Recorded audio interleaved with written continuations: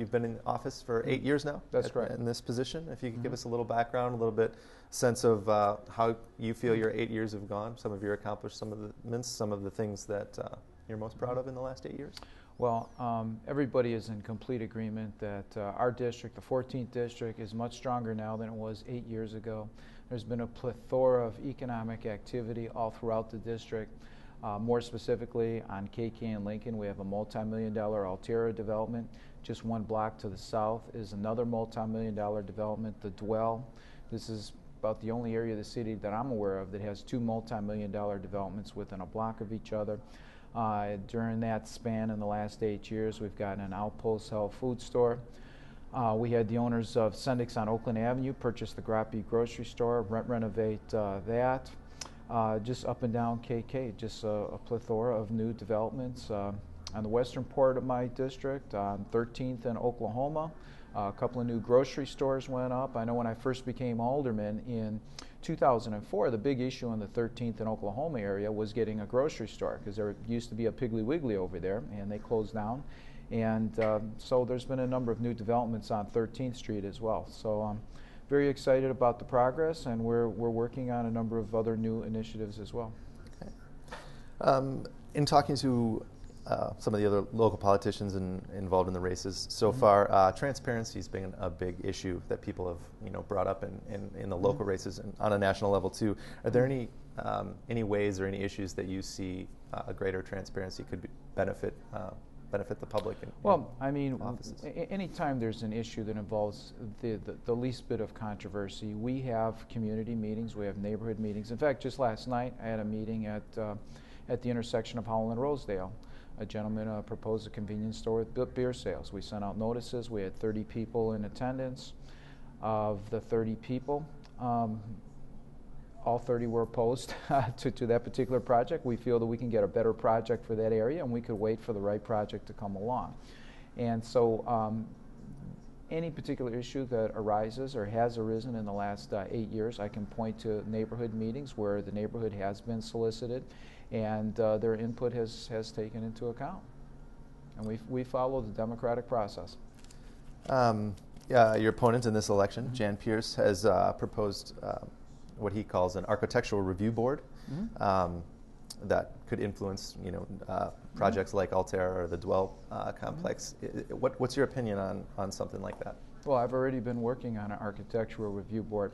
In fact, I had Mr. James Pawani, who is responsible for setting up the architectural review board on the east side, attend a business improvement district meeting for Kinnikinnick Avenue about 3 months ago.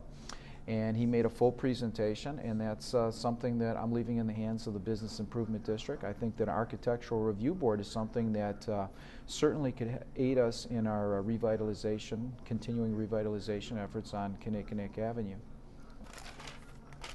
You've been involved in local politics now going on almost 25 years, from what I understand.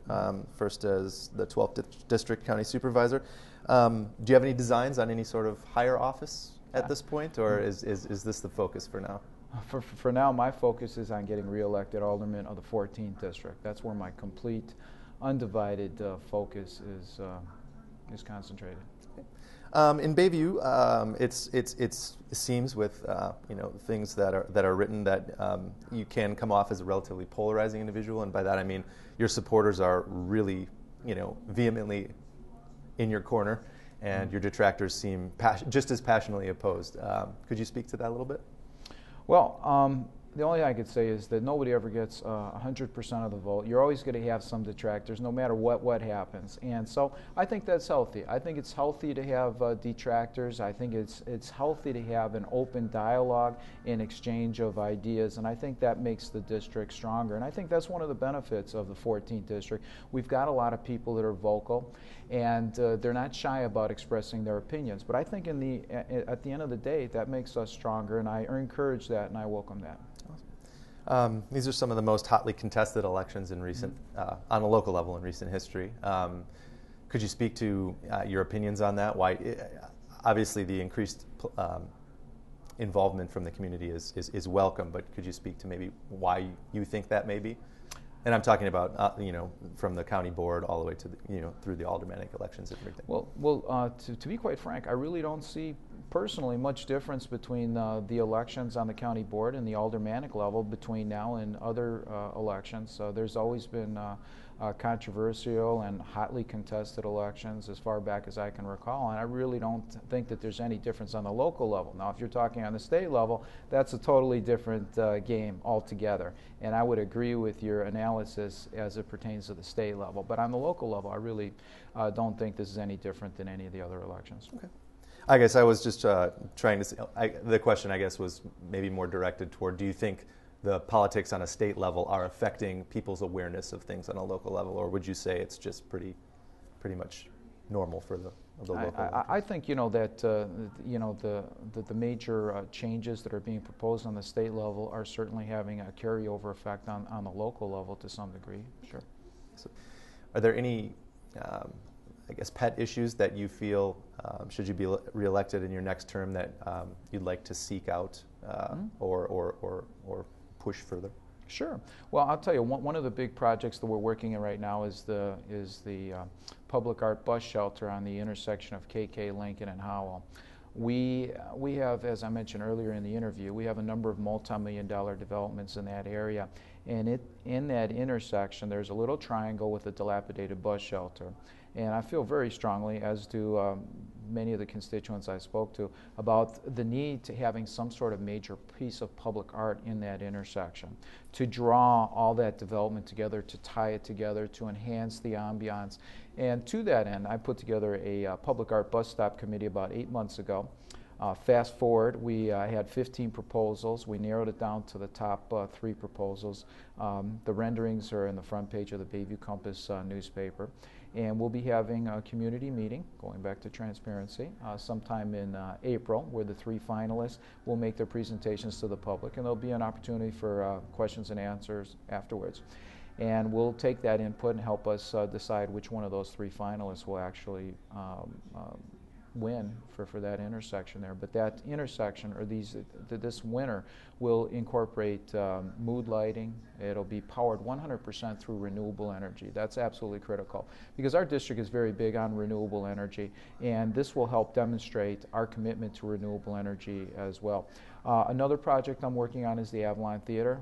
As I mentioned earlier in the conversation, I can go on and on with all the great developments that have taken place in the last 8 years.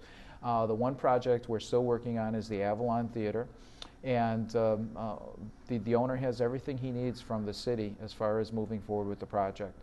And he just has to work on the financing. I'm going to try and work with him on the financing some more, but I'm not going to let up on the Avalon Theater project. The Avalon Theater is the most historic theater in the entire state of Wisconsin. The first Talking Pictures took place at the Avalon Theater. It's beautiful in there, and we need to restore that theater to its original historical integrity. And that would be an excellent addition, to the continual revitalization on that business strip. You had talked about the bus stop art project being made from 100% renewable energy. I know that's been something you've pursued throughout the last 8 years. Could you speak to any further environmental developments that you may have? Sure. Our district is very big on renewable energy, and that's a wave of the future. What we were successful in doing is passing a solar panel revolving loan fund program. So if anybody would like to have solar panels installed on their homes, they could do so without any money down. The city would, front the money, and then the homeowners would only start paying back the money once they pay no bills to We Energies. And a lot of times it'll be a wash, or they may even save some money. So this makes it more attractive to people to install solar panels on their homes. And we want to encourage the installation of solar panels because, number one, it's great for the environment. Okay, I mean, if you have a 100% renewable energy powered home, there's no greenhouse gas emissions, and that's what we want to encourage.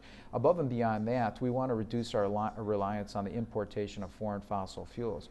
The more homes that we can get installed with solar panels, the less we have to rely on the importation of foreign fossil fuels, which is great for our economy. I also believe that electric cars are going to be the wave of the future, and a few years ago I passed electric car ordinance, and as a result the city of Milwaukee has purchased 100% electric vehicles for their fleet. And that legislation also included the ability for people to drive smaller electric vehicles that only go 35 miles an hour. We had to pass special legislation to allow that to take place on the street. Another thing that's important for the environment is the fair trade movement. About 4 or so years ago, I passed fair trade legislation, and Milwaukee was the first major city in the country to be designated fair trade. And what that means is we undergo a number of measures to help encourage the purchase of fair trade products. And the reason why that's important for the environment is that a lot of these farmers that engage in the fair trade movement get paid a decent wage for their agricultural products. And in exchange for that fair wage, they have to follow certain environmentally friendly practices as far as their land is concerned, so we can preserve it for future generations. But at the time I passed this legislation, there was 300 fair trade cities in Europe, and we were the first major city in the United States. So I'm very proud of that from an environmental standpoint as well. Another thing that's good for the economy is the urban agriculture movement. I'm sure everybody's heard of Sweetwater Organics and James Gottsell. And Growing Power and Will Allen on the north side. Anyway, I believe that the more agricultural products that we can produce in the central city, the better it's going to be for our environment, because the average truckload of agricultural products travels 1,400 miles. So each truckload of agricultural products that we can reduce our reliance on, that's the equal amount of savings we're going to receive in not emitting greenhouse gases, or again, the importation of foreign fossil fuels. But with the advent of aquaponics and hydroponics, it's now financially feasible to grow significant amounts of agricultural products in the city, all over, not just Milwaukee, New York, LA, San Francisco. Milwaukee is the leader in the urban agriculture movement. We've got people coming in constantly from New York, Chicago, LA, even people halfway around the world from China coming here looking at what we're doing. And I'm very proud that we're the leader of that movement. And I was successful in getting funding for both Sweetwater Organics and Growing Power that's resulting in the creation of hundreds of jobs. And I'm presently working on plans to significantly increase that number even more, because I think the sky is the limit now that it's financially feasible to grow significant amounts of agricultural products. Now, if we can end off on something on a much grander scope, I think that if we look at things from an economic perspective, the major problem with our economy right now has been the mass exodus of our manufacturing jobs overseas. Milwaukee, we had many great companies that were paying great wages. Briggs & Stratton, we had 12,000 jobs at one time. A.O. Smith, 12,000 jobs. Allen Bradley, 10,000 jobs. It goes on and on.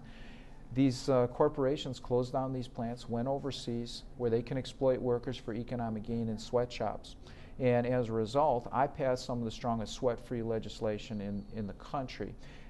In Milwaukee, in certain areas, when there's something that has to be made and a sweatshop bids on that contract, they can't get the contract. That helps level the playing field for the American workers. It allows more American companies to get the contract, hire Americans, build it here, keep the wealth here.